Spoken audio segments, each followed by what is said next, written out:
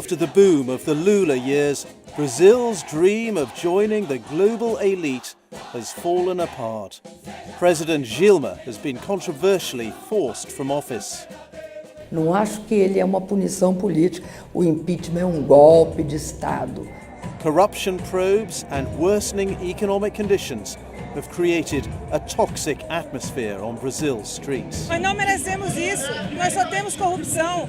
Politics is hounded by constant score settling and allegations of corruption. Não sei por que não gostam de mim. Eu era troféu que a Lava Jato precisava entregar. A deeply divisive campaign for the presidency has been marked by incendiary rhetoric, an assassination attempt, and fake news, all designed to subvert democracy.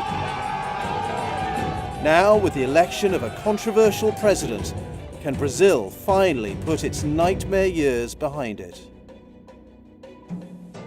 Tem dias que a gente se sente como quem partiu ou morreu. A gente estancou de repente, ou foi o mundo então que cresceu? A gente quer ter voz ativa com nosso destino.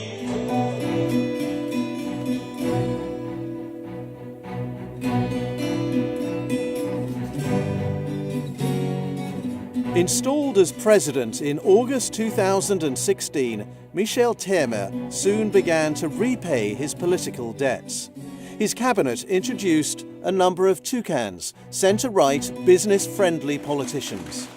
He began by controversially selling new Brazilian oil fields to international companies. Ele se ajoelha diante desses interesses.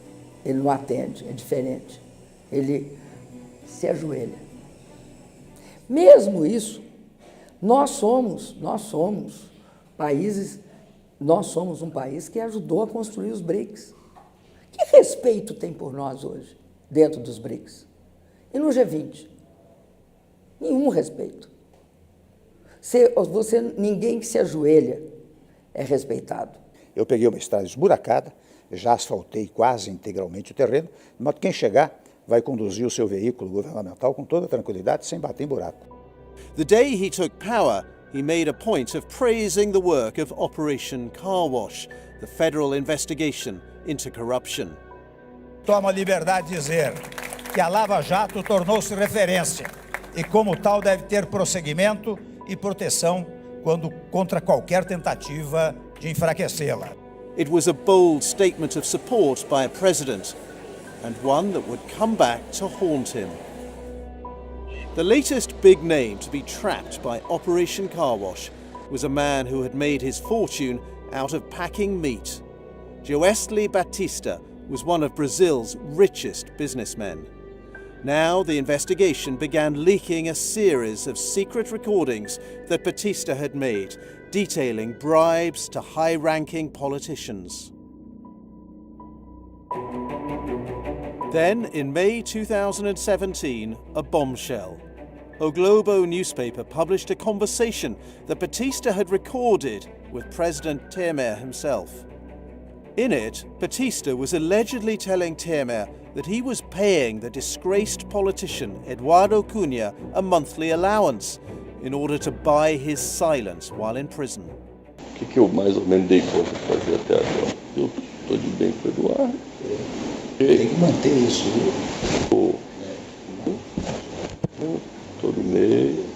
Como é que um presidente da República, na cadeira da presidência da República, pode ostensivamente, depois de 3 anos e meio de Lava Jato, cometer crimes dessa natureza?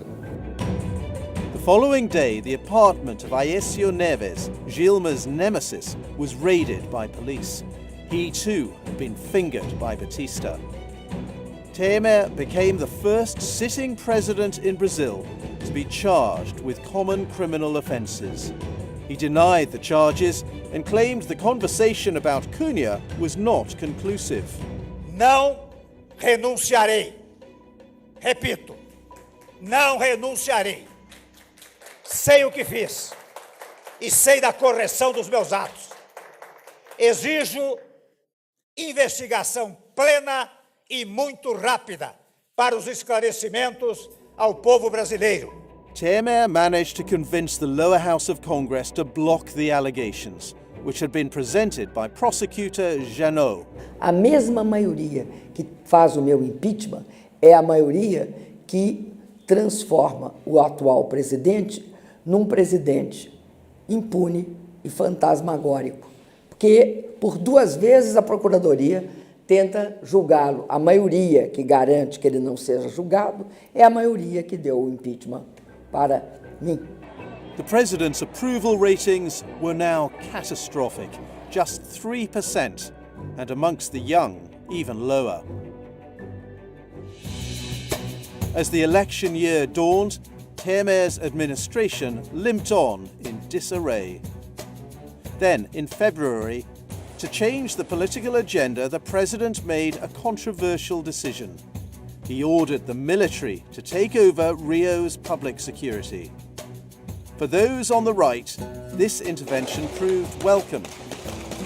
Eu pediria aos analistas que verificassem os índices de latrocínio, de roubo de cargas, de apreensão de cocaína, de drogas, apreensão de armas. Eles devem olhar as estatísticas, primeiro ponto. Segundo ponto, devem olhar a percepção popular. Você sabe que o povo do Rio de Janeiro, 72% quer que continue a intervenção. Significa que deu certo.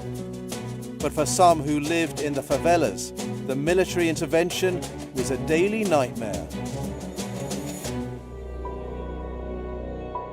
Marielle Franco was a left-wing councillor from a poor community in Rio. In March, she was shot and killed in her car, along with her driver, Anderson Gomez. The day before her own death, she had written on Twitter about another murder in her neighbourhood. Another homicide of a young man that can be credited to the police. The following day, 13 bullets were fired at Marielle's car, 4 of which were shot to her head. The bullets were traced to a batch bought by the federal police. O crime da Marielle foi crime político e se trata de crime de poder, entendendo que tamanha a eficiência desse assassinato, a gente só pode concluir que existe uma pessoa muito poderosa por trás disso. Thousands took to the streets across Brazil in coordinated protests against what they saw as not an example of favela violence, but an extrajudicial killing. The crime remains unsolved.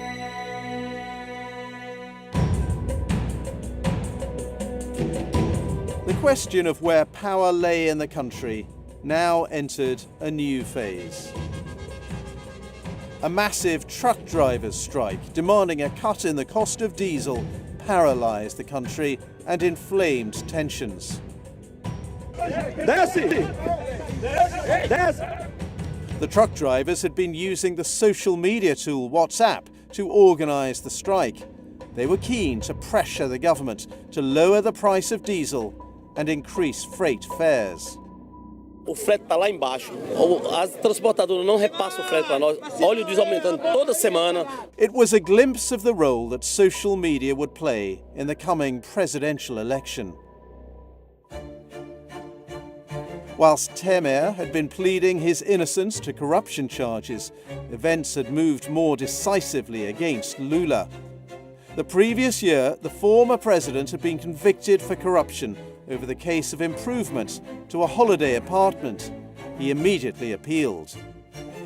In an exclusive interview from his prison cell for this programme, Lula told us, "They did not find an irregular penny in my accounts, so they made up that I had an apartment.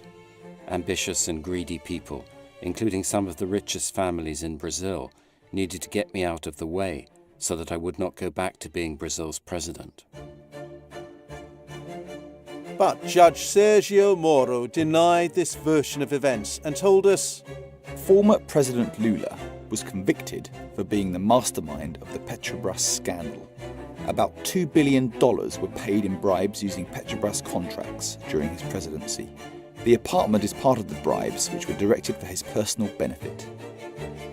In April 2018, the day before the Supreme Court ruled on whether Lula should remain in jail pending this appeal, the head of Brazil's army intervened in the case. He tweeted to judges that the army repudiates impunity. It was seen as a heavy hint that the military wanted Lula in prison. Lula lost his appeal by a single vote and turned himself in to the authorities. But he still hoped to run for president, and the country seemed to back him. He was a firm leader in the early polls. But at the end of August, Lula's dream of a reprieve from his prison sentence by being re-elected president was dashed. The Electoral Court upheld that he could not enter the election as a candidate. Eu estou surpreso com essa guinada jurisprudencial, porque a lei das eleições, no artigo 16A, é absolutamente expressa no sentido de dizer que aqueles candidatos que estão sub júdice ou estão respondendo a processos em linguagem popular têm o direito de participar de todos os atos eleitorais por sua conta e risco. The path was now clear for a new player on the national stage. Jair Bolsonaro had been a congressman for 27 years.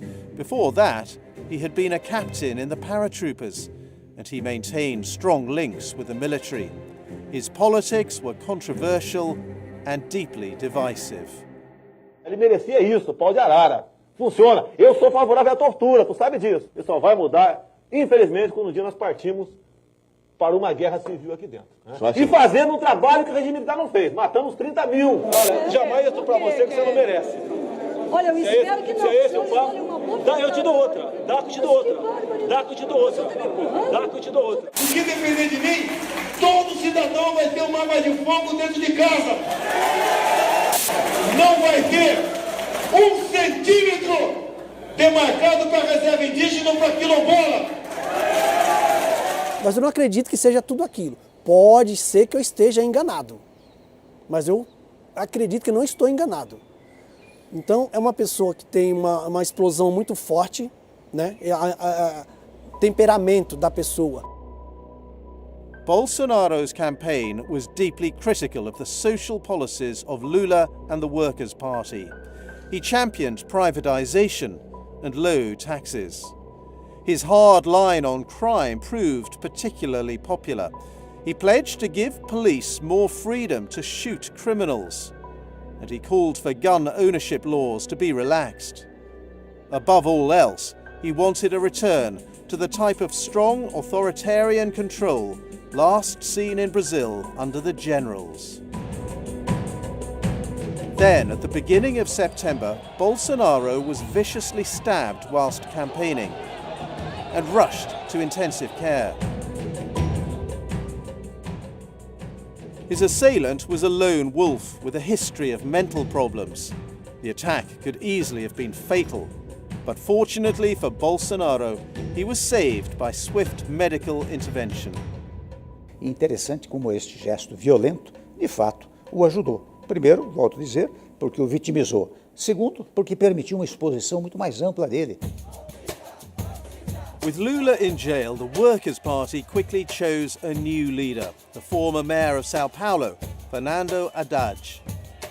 But the reaction from the country's electorate, many of whom did not know him, was underwhelming.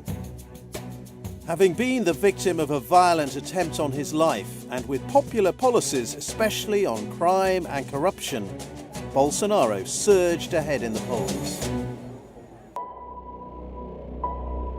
The election campaign was dominated by the spread of fake news on social media, especially WhatsApp. Activists on all sides, left and right, disseminated fake stories, but it was the Bolsonaro campaign which was the main beneficiary. One of the most effective fake news videos on WhatsApp showed the so-called gay kit. Bolsonaro claimed his rival, Haddad, had produced the kit to be given to school children to promote homosexuality. Precocemente as crianças para o sexo. E mais ainda, escancara as portas da pedofilia. In truth, the gay kit, as described by Bolsonaro, had simply never existed. A week before the first round of elections, Judge Sergio Moro intervened once more. he made public a plea bargain agreement from a former minister of Lula's government. In return for a reduced sentence, Antonio Palocci accused Lula, Gilma, and others in the Workers' Party of corruption. In the first round, Bolsonaro was a clear winner, with 46% of the votes. But the Workers' Party candidate, Fernando Haddad, had recovered from early polls to come second with 29% of the vote. Haddad would run off against Bolsonaro for president. For his part, Bolsonaro was dismissive of his opponent. Nunca conversei com ele. Ele é comunista. Ele é homem que adora aí a política venezuelana, a cubana. The last 20 days of the campaign were dominated by attacks and accusations from both sides. Bolsonaro said he could not participate in the customary TV debates with his opponent because he was recovering from his injuries. He avoided discussing his policies in detail and chose to talk only on social media to a small number of journalists and, of course, to his supporters. A faxina agora será muito mais ampla. Essa turma, se quiser ficar aqui, vai ter que se colocar sob a lei de todos nós. Ou vão para fora, ou vão para a cadeia. Esses marginais vermelhos serão banidos de nossa pátria.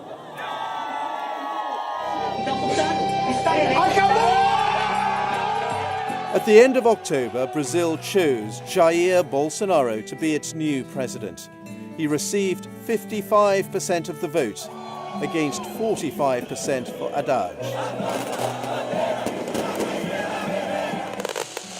But how will the new president govern? Former President Lula gave us his opinion. Let's see where Bolsonaro will lead the country. The reason for his victory is known by those who study history. When politics is denied, what comes next is always worse. Eu acho que ele simplifica tudo, ele pensa que a força resolve. Esse é o maior medo que eu tenho, é dele ser incapaz de governar. With the election of Bolsonaro, a former army captain, and his vice president, Hamilton Mourão, a former four-star general, the military are, to some extent, back in power. In total, 9 members of Bolsonaro's cabinet are from a military background. But will they be able to respect democracy? Eu espero que seja possível a gente ter um governo de extrema direita sem comprometer a democracia. Eu espero. Mas nós estamos vivendo, Kennedy, num momento que eu acho muito difícil internacionalmente para a democracia. Eu acho que ele terá pessoas habilitadas, pelo menos eu acho, que ele saberá escolher pessoas habilitadas a fazer essa negociação, que é indispensável para o país. Ou você vive numa democracia, e democracia significa convivência harmônica do executivo, legislativo e judiciário, ou você vai para uma ditadura. E eu acho que ele vai preservar a democracia. A história do Brasil, lamentavelmente, nos mostra que a cada 25 ou 30 anos nós temos um hiato nas instituições democráticas e republicanas. Isto é uma possibilidade. And what of the car wash investigation? Shortly after the election result, Bolsonaro invited Judge Sergio Moro to be his Minister of Justice. Moro will be a super minister with influence over the judiciary and full control over the federal police and public security issues. He will also help to determine the nominations to the Supreme Court, a body which, in all likelihood, will determine the fate of former President Lula. Sei que alguns eventualmente interpretaram a minha ida como uma espécie de recompensa, algo absolutamente equivocado, porque a minha decisão foi tomada em 2017, sem qualquer perspectiva de que o então deputado federal fosse eleito presidente da República. Moro knew that if he acted according to the law, he would have to acquit me, and thus I would be elected president, and he did not want that. So, in my case, he acted as a politician and not as a judge, and now he has his reward. Bolsonaro only won because he did not run against me, and now Moro has the chance to accumulate more power. O que eu faria se tivesse sido convidado para eventualmente ser ministro da Justiça e eventualmente para ser ministro do Supremo? Para que não haja contaminação dessa maior investigação da história brasileira e uma das maiores investigações de todo o mundo, que se desenrolou, que se desenrola há 4 anos de maneira séria, competente, técnica, eu nem titubearia em cogitar ou pensar nesses convites. A minha resposta seria imediata, não e não. Rapaz, Sérgio Moro, como é que eu posso lhe dizer, ele, para mim, é um mito. Um judiciário, se tivéssemos juízes, tem vários, aquela equipe dele, para mim, todos são excelentes, são de bons, sabe? O Brasil foi salvo por esse cara.